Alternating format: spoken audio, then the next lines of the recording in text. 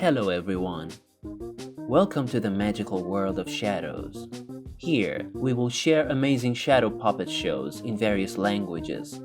Don't forget to subscribe to our channel to show your support and ring the bell to be the first to hear our new stories. Today, I want to share the story of Little Red Riding Hood. Once upon a time, in a lush green land and a tiny village,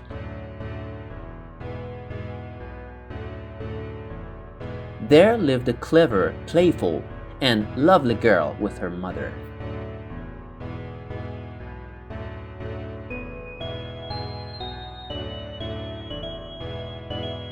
Our little friend in the story loved chatting with folks in the village and playing games with the other kids. But do you know what she loved even more? Almonds. Yes, she enjoyed sharing almonds with birds, squirrels, and all her animal pals. Having a great time playing with them too.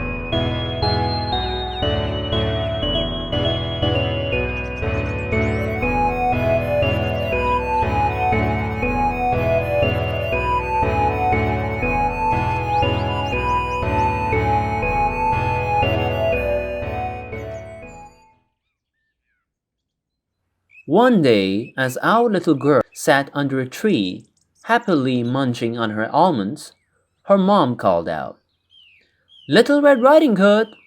Little Red Riding Hood! Where are you?" Oh, I almost forgot to tell you the name of our little girl.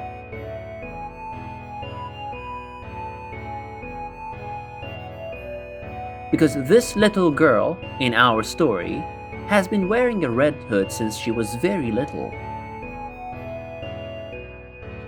She always played with the other kids and shared almonds with the birds. All the villagers called her Little Red Riding Hood.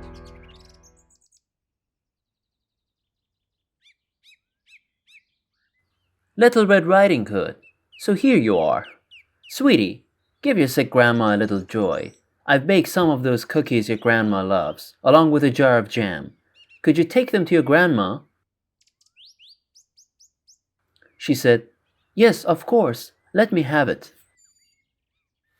As she bid her farewell, her mom added, "Sweetheart, just be careful on the way. Don't talk to strangers. Go quickly and come back soon, all right?" You know what? Little Red Riding Hood in our story had a not-so-good habit.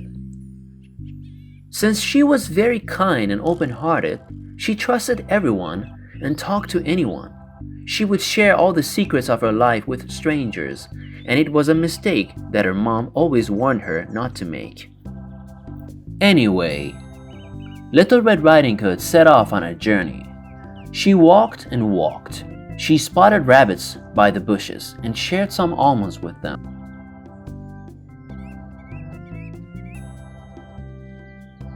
The little squirrel up in the tree waved to her and grabbed a few almonds.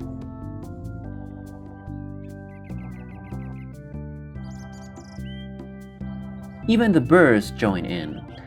Little Red Riding Hood shared all the almonds she had among the animals.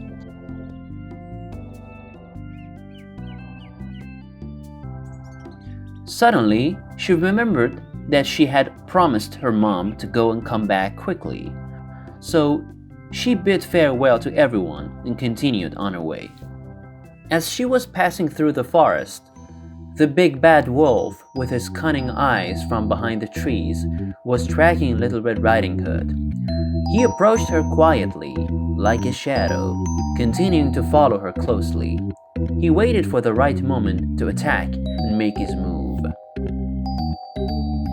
A kind woodcutter, busy with his work and accompanied by his dog, spotted the wolf just as it was about to pounce on Little Red Riding Hood. At the critical moment, he intervened and stepped in to protect her. The woodcutter said, "Hey, you wicked wolf! Why were you following Little Red Riding Hood?" The wolf, frightened by the woodcutter and his dog, replied, "I just wanted to play with Little Red Riding Hood." Little Red Riding Hood, still scared, added, "But I don't have time to play. My grandma is not well, and I'm bringing her cookies and jam." The wolf said, "Oh, I'm so sorry. If your basket is heavy, I can carry it for you." Little Red Riding Hood replied, "No, thank you. We're almost at the mill.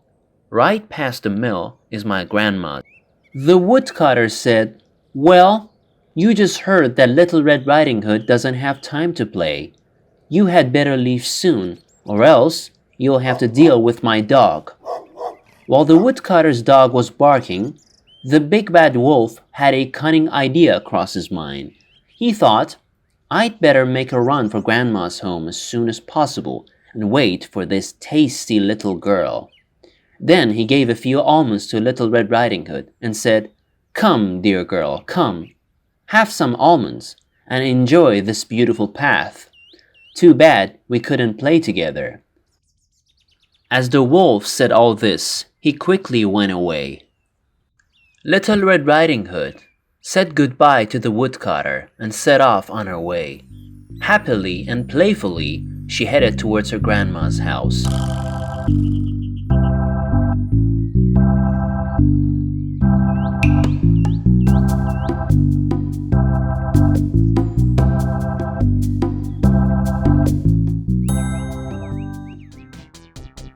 The wicked wolf, taking a shortcut, sprinted as fast as he could.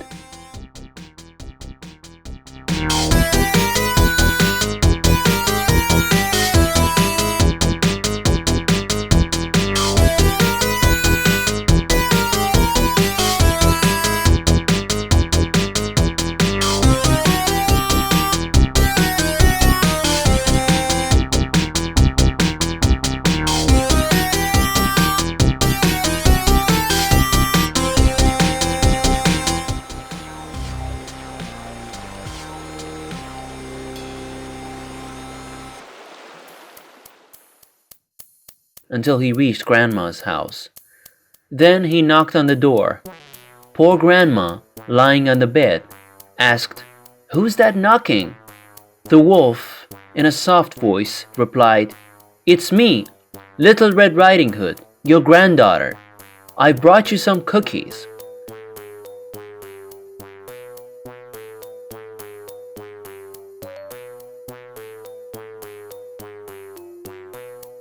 As soon as Grandma opened the door, the wolf jumped into the house and quickly ate up Grandma. Knowing he didn't have much time, he put on one of Grandma's dresses, got into the bed, and pretended to be Grandma.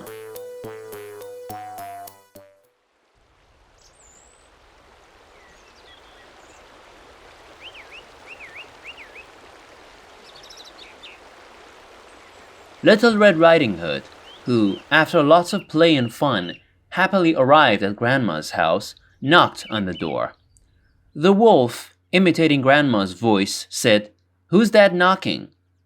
Surprised by the strange voice, Little Red Riding Hood thought to herself, maybe Grandma's voice had changed due to her illness.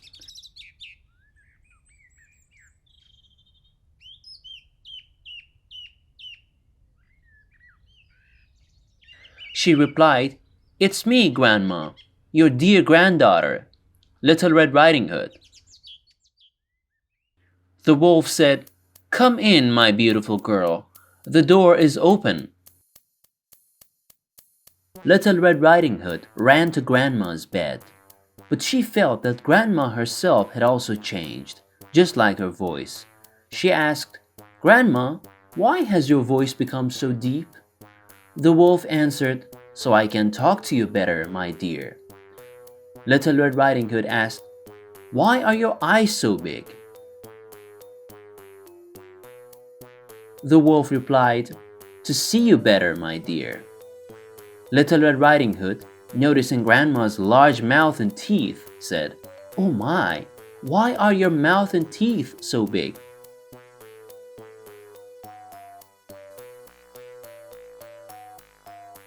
The wolf quickly jumped out of bed, saying, "To eat you better, my dear." With a swift motion, he swallowed Little Red Riding Hood in one gulp. The wolf's stomach had become so big and heavy that he couldn't even move, so he lay down right there to digest his meal. He closed his eyes, and the sound of his snoring filled the air.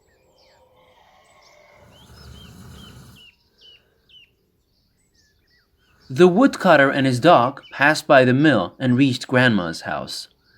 The sound of the wolf's snoring made the house tremble. The dog barked, heading towards Grandma's house. The woodcutter, surprised, rushed inside and saw, oh no, the wolf had eaten Grandma and Little Red Riding Hood.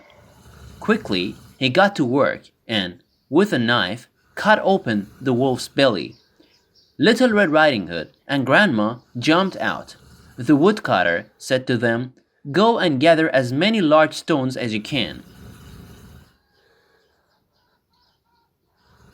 Grandma, along with Little Red Riding Hood and the dog, brought a bunch of stones and threw them into the wolf's belly. Then they sewed up the wolf's stomach and stood proudly in one corner. The wolf woke up from severe thirst and he started heading towards the river to have some water.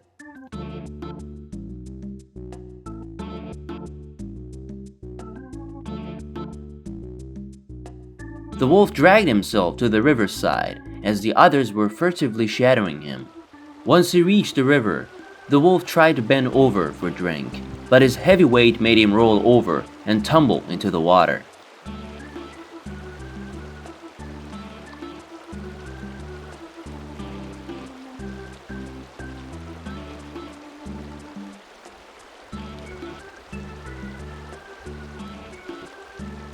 Grandma and Little Red Riding Hood, filled with joy, thanked the woodcutter and his dog. Little Red Riding Hood also realized why they say you shouldn't talk to strangers.